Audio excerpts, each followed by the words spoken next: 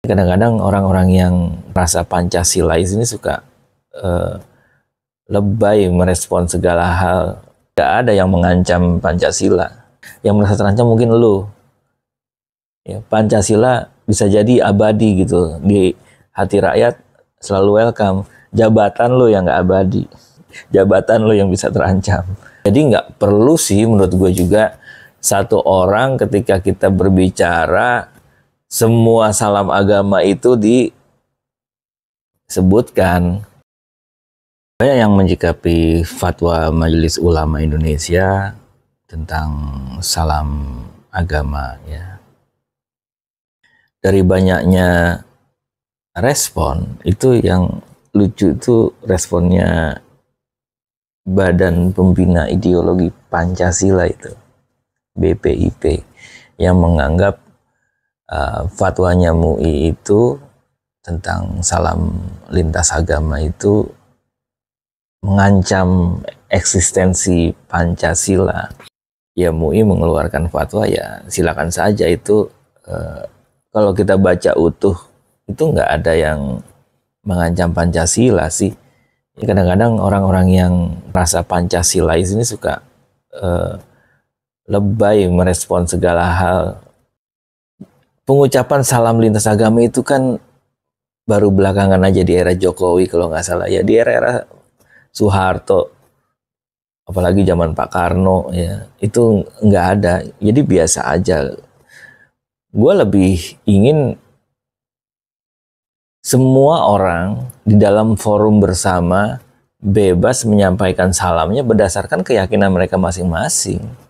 Yang agamanya Islam, yang agamanya Hindu, Buddha, Katolik, Protestan, Konghucu, agama-agama keyakinan yang lain gitu ya, agama-agama leluhur, ya sampaikan saja secara bebas ya.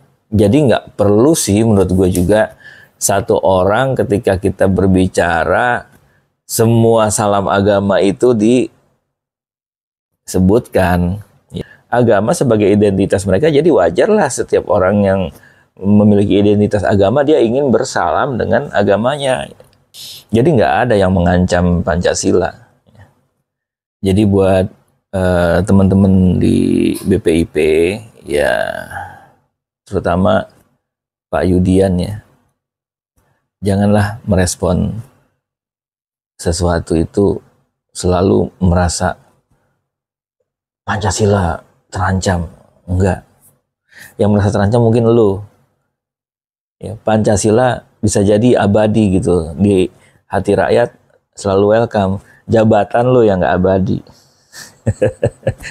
Jabatan lu yang bisa terancam. Pancasila biasa-biasa aja. Masyarakat Indonesia dari dulu tuh udah hidup rukun. Ya. Sebelum ada Pancasila, sebelum Soekarno menyampaikan pidato tentang Pancasila tuh masyarakat Indonesia udah pada rukun gitu. Yang bikin berantem itu adalah orang-orang yang punya kepentingan politik dan bisnis. Akhirnya memprovokasi. Ya.